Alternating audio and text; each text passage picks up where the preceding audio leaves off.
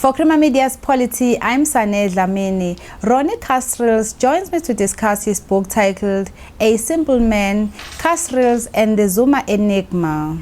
So tell us why you wrote this book and how did you arrive at the title, The Simple Man? Well, the book's been spinning around in my head for ages. And, you know, in terms of when you come to write, it's when it ripens in your head. And also you have to have the time. So I've been incredibly busy, but it kept keeping me awake at night. Over years, I mean, it was almost written in my head. I also, given the complexity of the subject, which on the one hand is Jacob Zuma, but what produced him and the state of the country, and a lot of the conspiracies and intrigues which I deal with, I had wanted to see some of these things clarified, because it's a very murky world, not just the murk in my brain. And it was the actual publishing of the spy tapes when the DA managed to force the NPA, National Prosecuting Authority, to release those tapes in which I feature, and which a number of people secretively from NPA and government had been trying to make out I was the mastermind, and knew I wasn't. But it was once all of these pages and pages had been revealed of illegal intercepts of phone calls, I'm hardly mentioned and hardly feature.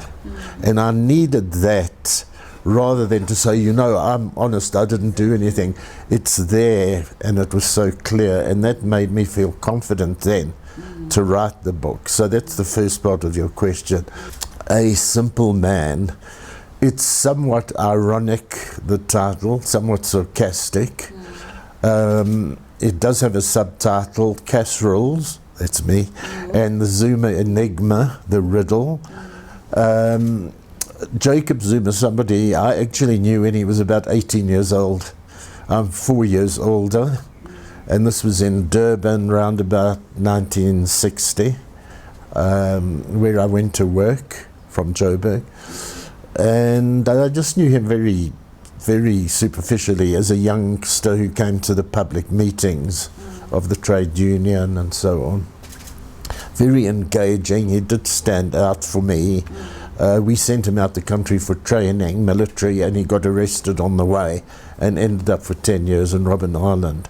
I then met him much later in 1980 in Maputo, where he and I were both working together to build the underground in the country, smuggle in weapons, develop MK, the armed struggle. And he comes across as a very warm, engaging, personable, smiling, joking, simple man of the people, which a lot of politicians like to project themselves as. But for those of us in exile working close to him, we began, it wasn't just me, to see the false side, two-faced side, and deceitfulness underneath the surface, with tremendous ambition. The country came to see this over quite a number of years when we came back from exile in 1990. And this is where I then had this title in my mind, A Simple Man, for the reader then to see whether they agree with me or not, that he's a far from simple man, as Mbeki found out, as the country's found out, and so on. Yeah. And what prompted you to share the information about our president now? Well, I mean, you know, we're at a very crucial point in time. It's a very difficult, complex and dangerous time. There have been so many scandals surrounding Jacob Zuma from before he was president. The corruption, the rape trial, and then as president in Kantler, the Guptas, Waterkloof, Bollywood wedding, and latterly the state capture aspects, the way he has placed malleable people in very key sensitive positions, people who he could then control. Clearly, as people came to see, not for the interests of this country or the people, but for his own interests, his own family and circle, who really, in terms of that circle, have been looting the country's coffers and creating tremendous divisions, the deep divides within the ANC and the alliance, which is threatening to absolutely ruin it, along with the country. The economy, as a result of this looting of the state enterprises, is in tailspin. So, you know, you sit back with all this information in your head, and people say, why not earlier? Well, there's a timing factor. It's also when you find that the story is gelling in your own head. And I then felt, I've got to speak up. I've got to really lay it bare to the country. People who see these things in him but haven't connected, as Pravin Gordon has said, the dots. I've been in such a strategic position from all those years in exile to being the head of the intelligence services, which became highly politicized, some big factions servicing Zuma himself, which led to the removal of Mbeki and so on. And I love this country and people, and on that basis, if I've got some truth, some facts to put before the people of this country, then I feel I can't take that all to the grave with me. And what do you hope to achieve by revealing these truths about our president? Well, knowledge is power. Awareness is power. There are many people who are just confused or not sure what's led to this demise in the country. Is it Zuma? Is he really corrupt? Are there other people around him? Back in Polokwane, that's the conference that led the ANC to basically push Mbeki out. People were totally confused, and the majority felt Zuma's the better man rather than Mbeki. They made a major error. Look at Blade and Zimande. Communist Party, Kusatu, were amongst the forces that got totally behind Zuma. And just in July this year, just a few months ago, at the Communist Party's 14th Congress, he made this admission. He said, we were so wrong to have trusted Zuma, to have believed that he would improve things. He's actually betrayed us and the country, and bitterly disappointed. So I'm not the person who's got the only truth. Others have got their various views and angles. But if you want to serve one's country, and you can do it in many different ways, through art and culture, through business, through tilling the soil and productivity in the factories, whatever way, better education and so on, then the political knowledge, which actually is so key to everything else, is vital. And in the book I want to warn people not to have trust in a particular individual, a particular figure who might be very charming on the surface, man of the people, woman of the people, whatever we want to say, that we must have a much more open and transparent approach to where we are able to determine as the populace the credibility or not of an individual. What are their credentials? Rather than simply having somebody foisted upon us by a faction in the ANC that decides out of, say, 4,000 or 5,000 people, delegates of conference, there's big discussions, and maybe 3,000 decide in favor of one person. And, you know, in the end you can end up with a Robert Mugabe, a Jacob Zuma, etc. So I'm hoping to stimulate thought and ideas about how best to govern the country, the whole question of governance, the issue of our economy, and how we should organize our economy to serve our people. Because I don't leave this as one man, a rotten apple, let's say, who's contaminated everybody else. I show that Zuma is the product of a grouping, as Mugabe was, who surround him and aid and abet him, cover up his sins. That grouping and he himself are also products of the broader society, of our whole socio-economic, cultural criteria and context. Just his attitude to women, where does that come from? You know, in a sense, we have to look at ourselves. We're striving to ensure that there's gender equality. And here's a man who was head of the moral regeneration movement of our country, which was set up, head of the HIV and AIDS issue, who has unprotected sex with a young woman, and thinks and says that he could stave off HIV, AIDS, because he took a hot shower, because she was a young woman who readily had admitted that she was HIV positive. So where does Zuma come to exhibit this?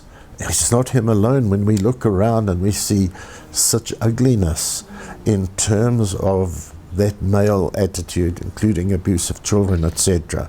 So the book begins by dealing with an individual.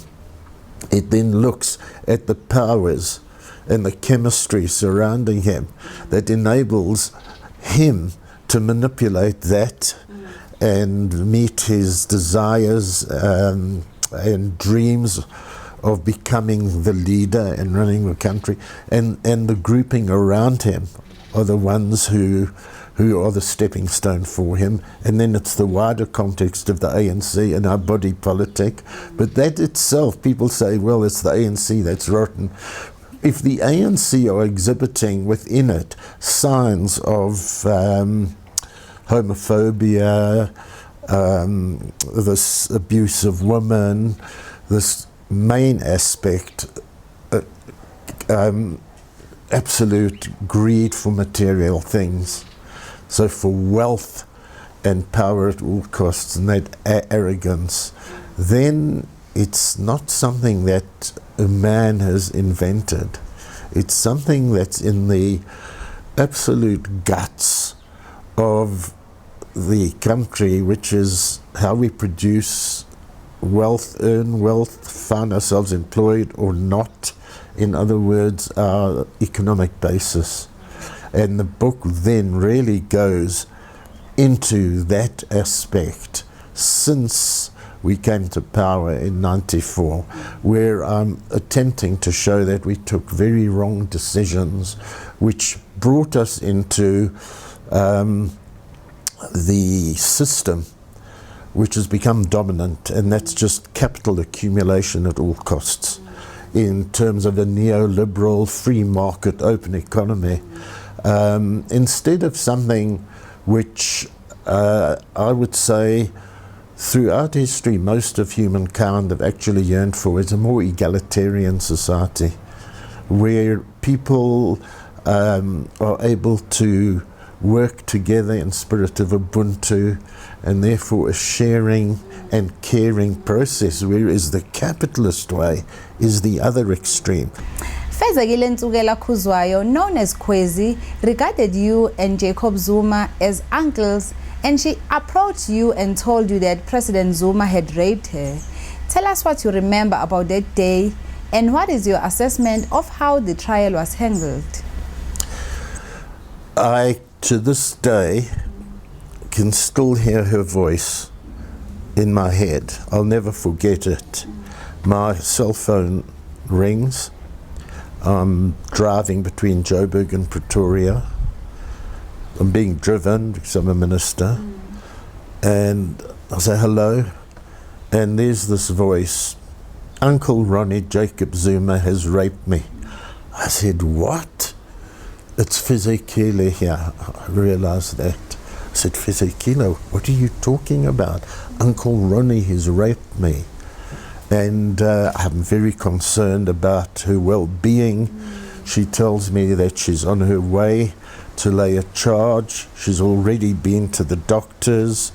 She's okay physically, but I'm furious how he took advantage of me. And in relation to this, I asked her, what did she want me to do? And she said, no, I don't need you to do anything, because, and we both understood, if I came into the picture, it would be totally politicized, which of course the Zuma grouping did partly succeed in doing. So she was with a group of women from one of the rape crisis groups, and I asked her about witnesses, etc. She just explained she'd been visiting and then stayed the night. When she came to court, it was a parody in my view.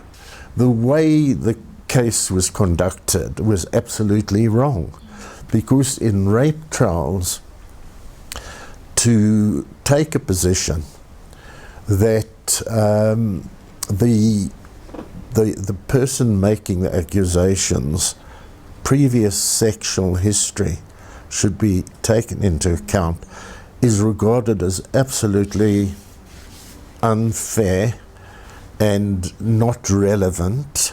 As Jacob, the eminent justice, has said, that even a prostitute's got the right to say no.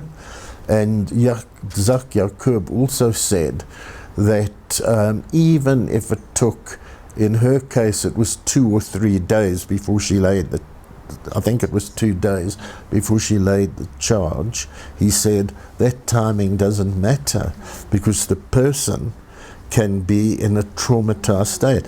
The judge in that trial allowed people who had known her even as a child, when in relation to her history, she had been raped as a 5-year-old and then 12-year-old, and it was viewed in the court as though that showed a tendency for her to attract predatory males and blame her. There was even the case of a manuscript, a type of diary that she kept about her views and her experiences, that had been stolen from her. She was shocked. It could only have been taken from her by sinister forces, and you would assume those connected with Jacob Zuma. So it was actually a parody of a trial. Can you tell us how President Jacob Zuma benefited from his relationship with his financial advisor, Schabir Shaik? Well, you know, when we look back to the early 90s, this is small change. We come back, I had never seen Zuma. I'd seen his faults in exile, which became so much more exaggerated at home. The attitude to women, tribalism, ethnicity,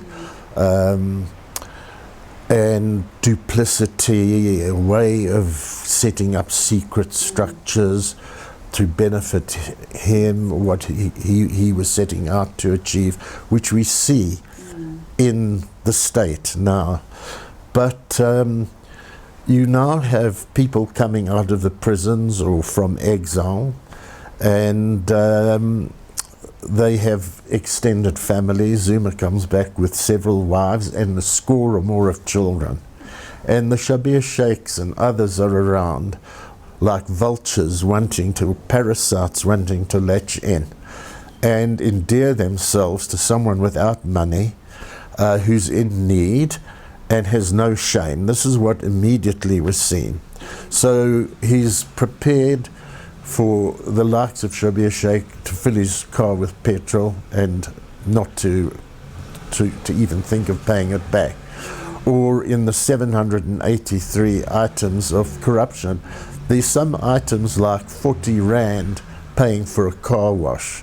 The bigger items are paying for rent of his first accommodation, driving children to school, paying school fees and the like. And that mounts up to a couple of million that he received in that period of time. The most outrageous was a alleged bribe in relation to Shabir Sheikh getting a contract in terms of arms, weapons, with a French firm. And there it stated that Zuma was to be paid $500,000 a year for a number of years until that contract was completed. This is the charges that he's meant to face and have his day in court to refute. So it's a few, I think it's now 4.5 million or something. I say that's small change because now with the Guptas and other elements in society, the comeback on these are running into billions. And that money out of Eskom, out of other parastatal state institutions, enterprises, backhanders, this is money out of the treasury. This is taxpayers' money. It's absolutely robbing from the poor because it's money, it's funds that would go to building schools and clinics and houses and the like. And this is the whole state capture factor of the grouping, the ring around Zuma that's benefiting from this. Could you please reflect on the circumstances which led President Nelson Mandela to give Jacob Zuma 1 million rands in order to fund his lifestyle? Well, I think it's regrettable. I think people were shocked. It's 1 million, and the old man is wanting to bail Zuma out of the problems.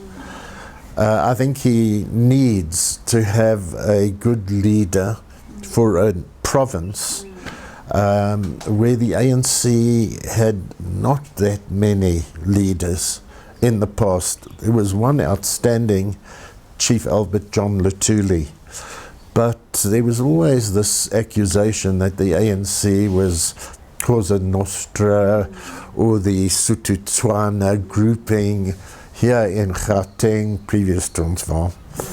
So my take is that here was this youthful leader who had played a role in KwaZulu-Natal, the then Natal, in the struggle between the IFP and the third force of the police and defence force against the UDF and the ANC. And Zuma had helped to quell that violence in the early period. So Madiba had some belief in him. I think he had doubts as well because I spoke to him about the negative side of Zuma in 1990. And Madiba just obviously felt that the man has unfortunately got deep into debt. Let me help him out and that will save this man. It was a wrong judgment because, as I say in my book, it just whet his appetite. And then the other side of it was others then felt aggrieved. Why should Madiba give Zuma a knock then? Just set such a bad tone. How do you feel now about the current state of the ruling party, the African National Congress, and do you believe that it can self-correct? Well, there are people who say that the rot set in and you can't stop the rot, and of course they also say the fish rots from the head and goes down the rest of the body. So some people feel it's irredeemable, that you can't recover. I support those who are trying to correct, like the veterans, and they're very good people there. So one is hopeful, because the ANC has been important in the country in terms of its historic role of liberating the people, uniting the people, in the first place all the African people. What Zuma has been doing is just creating tribal rifts and divisions. Make no mistake, even though he gets support from the Premier League in other provinces, but we can see this enormous disaster in terms of the way he plays on tribal values and attitudes, and I think that's creeping in as well. But the main aspect that's overcoming the ANC is the greed, the corruption, the patronage, the networks that serve each other to get part of this pie, and that's the wealth of the country, which should be going to the people and is being misused. What I think the country needs is a socialist voice, and the Communist Party, by supporting Zuma, undermined its historic role. They now maybe are self-correcting themselves, but if they don't, there are other forces emerging, representing the workers of the country.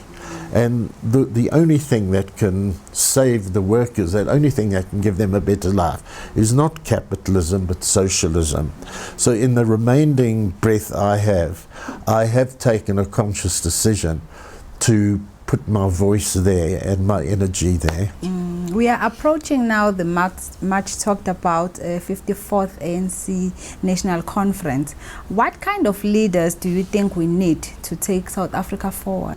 They have to be absolutely honest with the values of the struggle, and they have to be committed to serving the people. Well, we've just seen Robert Mugabe's demise, and we've seen Mnangagwa, who is a Mugabe man all his life, with all the defects of that tyranny, now talking about we will now serve the people. So it's one thing to talk words and the kind of values that are required, but do we have people there with the credentials and the credibility who we feel are genuine and really committed to that? So I look at the 7 who have thrown their heads into the ring, and I know all of them, and there's some who, when they speak this way, suddenly, after all these years of supporting Zuma, then they participated in the overthrow of Mbeki, who are now talking more holier than thou. I just laugh about some of these people. During the struggle period, why was it that we constantly had people like Chris Hani, Yusuf Dadu, Joe Slovo, Oliver Tambo, Nelson Mandela at the helm? Because they proved themselves in struggle. And now, where people aren't up against that kind of challenge, they all talking the same, and they all fairly well off, and they all in parliament or ministers, so it becomes more difficult. And that's why you have to have a party. If the party, as is the case, decides, as in the DA or the IFP or the ANC, who should lead, you need to have a party whose members themselves have those values and can demand those values, because they can judge that. That was Ronnie Kasrils speaking to Crema Media's Polity about his book titled A Simple Man, Kasrils and the Zuma Enigma.